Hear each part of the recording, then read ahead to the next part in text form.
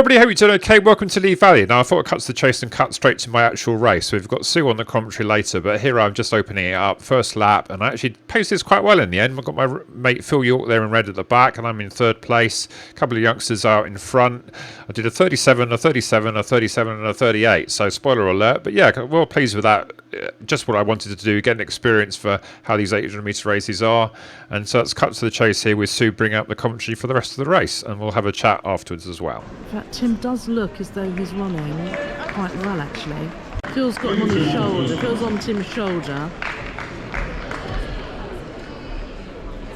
And he's going round. I just know Tim of old, and that's not a comfortable position for him to be in. Almost, I think, as much as anything else, because he's just so tall with such long arms. So he'll try and find himself a little position where he's not having to jostle for space. And that is interesting, what he's doing there. I suspect he might be using that youngster as a bit of a pacer, actually. Yeah, he's looked behind him. He knows he's got Phil behind him. He knows that he's got a good lead now on Phil. Yeah, and I think he could probably take that young lad out, actually, on a last sort of burst, really. He's running in good form, isn't he? And Phil looks like he's struggling. So I think Tim's prediction that Phil went off a bit early is actually probably quite right. So Tim's now just going to...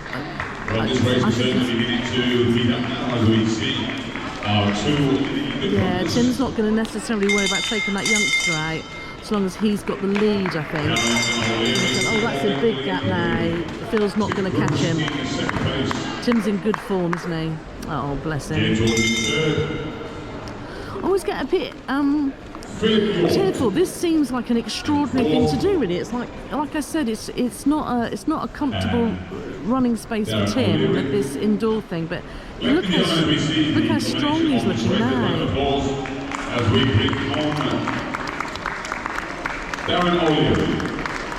Yeah.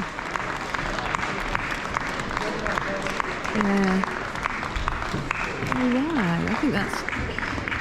Oh, bless him. And then there's Phil coming in now. Oh, Phil won't be happy with that.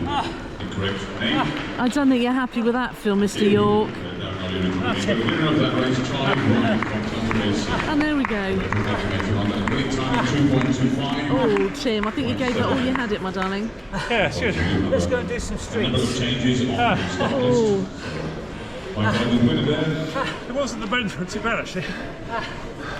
Let's go and do some streets. It feels mentally different because so many laps, you don't know where You've got to get off the track. Where you were. You've got to get off the track. I think you're in your first indoor race. Oh. Hello everybody, welcome to Lee Valley. So I come from my 800 metre race, my first ever indoor race. Got Sue with me here. What do you think of it, Sue? Well, we were up at this unearthly hour. Always very interesting. When Tim has a race on, he's got a special watch and it's got two hands. So suddenly we can be here unbelievably early, 9:30. Normally weddings, bar mitzvahs, anything else, we're there at lastminute.com. So that's an interesting concept. And also arriving here, as you know, the non-running half of the duo, this is actually quite a scary environment. I'm really glad that it's Tim that's doing this. You see, look this bend. So Tim, it's really steep. You have to be careful not to fall off. So there's a really steep bend, which I don't, and I don't understand the logic for that. I just asked, why couldn't it be flat, and why couldn't they just build it a bit bigger? Tim it's says, 200 metres, so you have to sort of like have the bend, so it's easier to get around. Anyway, so I didn't understand why that was. There's a level of explanation for that, but I don't understand it. Ah, Phil. I've arranged it. You've got the outside lane. Oh, okay. Hi. Hello, my darling. This is oh no. This is Phil. Hello. He's been in videos before. We're actually in the same race today, aren't we? Oh Yes. dear. Yeah. Yes. Yeah. So actually, I'm going to do a little bit of commentary. Phil's very experienced indoors. I haven't ever done one before, so... Who knows? Who knows? But I heard you wanted the outside lane, Tim. Not really. No? Okay. I'm going to get warmed up. I know, just to say, I'll comment a little bit further, because Tim and Phil in the same race doesn't happen that often. It hasn't happened that often since they were about 11 or 12. A bit like Cohen Ovet. And there's another chap coming, isn't No, it, he's Kevin? not coming. He's not well. dear. Is Kevin He's not injured. well? No. Oh well, there you go. I was going to do this little. Yeah. I was going to do this little Billy do about the three of them, but obviously I won't. But I will be able to talk about Tim and Phil. And also, there's a lot of this business going on. The little shaking of the arms and the twizzling business. That's because I've had a 2.5-hour drive to get here. I know. Right. I think. Have you got your number yet?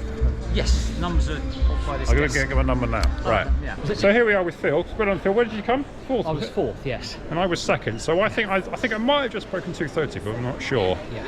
And then what did you reckon? I think I did about 2:33, something like that. Oh, okay. Yeah. Yeah, which is probably what I predicted I would do. But not disappointed not to go a bit faster. Yeah, I was quite pleased actually. It was quite a good experience. I sort of tucked in the two lads, and then realised one of them was I could get past him. And then I sort of tried to get on the shoulder of the leader. Yeah. And then with the bell to go, I was thinking, all right, I've got this. And then he just sort of pushed away, and then I was hanging on. And then they said, oh, Phil's behind me. I sort of looked back, saw this glimpse of red, thinking he's not going to get by. So I had to keep going. So my prediction, boys, came true. And what I said was that you should win this race because it's your gig and you've got all the tricks of the trade, but that somehow when you two race against each other, Tim somehow spooks you, and so that won't happen. I'm like, Well, and/or- 800. Don't forget, 800, 1500 was my And- event, and Phil was always a longer. I was going to say, and all the He other was thing always is that 3,000 stupid. I think I did have a plan, and that was to take off with 2 laps to go, but I couldn't get there. Well, you caught me up, didn't you, with about a lap, and we were quite close after a lap. And I went wide, and I didn't find the bends too bad. I think because when I started on lane 3, and I wasn't much of an impact, was it? I thought it was a very assured indoor debut. You didn't show any signs of creeping onto the infield. I think it's a lot easier going fast on those bends. When I was walking around, it felt like it was going to fall off. When you go actual pace, I guess that's the whole idea. It is true. Are we making a YouTube video? Yeah, we are doing. Yeah, But yeah. also, I did make this prediction that I thought what would happen is that Tim would come out strong and that he Yeah. would win.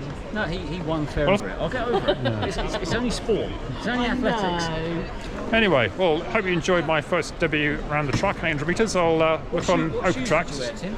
I wore my dragonflies with the Christmas tree spikes that you kindly gave me. Thank you very much. Yeah, so I helped And him. Phil, What did you say, Phil? Phil had your Hogas on, not them. They're your Sauconys, aren't they? Yeah. What are they, rides? Or? Saucony Ride 15. Oh, okay, they're up to 17 now, so Phil's does never out with the latest shoes. Last also, And can I Sue's just not, say- no Pegasus for shoes. She's No, I didn't have chances. Birkenstocks, no, No, just put just black. just whatever. Bit of leopard print. The other thing is, I think actually, key thanks to Phil York, who A gave you the Christmas tree spikes and alerted you to the fact they were a requirement. Yeah. B gave you all the tricks and all the tips of whatever. Yeah, 4 laps. Well, today after going round, I think he's. We walked he's- around the track, yeah. Yeah, and he's improved your time. I think also by 5 because he was in the race, I'd run faster. Yes, I think so. So I'm a loser all round. That is what happens. Tim and Phil get in a race together, and Tim just has a little. Well, Phil's bit of prowess. had a habit in the past of coming up to my shoulder, going past me, and then to sort of scare me, and then normally sort of eases off, thinking he got the super chase next or something. Yeah. Anyway, so if you find this interesting, like and subscribe to that, and see you next one then. Bye. Are you going to take a picture of Tim and I? And these are the Christmas tree spikes. In fact, there's a good couple of mums sitting up behind me whose job it is obviously to put them all in. I'm very grateful that that's not part of my skill set. I think it's obviously very timely that they're called Christmas trees, and I'm trying to get up really close to them, but they do look like little mini Christmas trees. Oh, I see what's happened now. You either get 4 or 6 depending on the shoe, do you, rather than the size of your feet? Yeah, some have 4 spikes and some have 6. Oh, okay. Yeah. But worth knowing, because that wasn't in part of any of the information that arrived. They do seem to have someone here who's got a big stash of these, a big stock of these Christmas tree spikes that people got here and they didn't have the right They're ones. probably not quite as sharp as normal spikes, I'd say. Yeah, that makes sense. Just so not as sharp and better protection for the track. Yeah. Okay.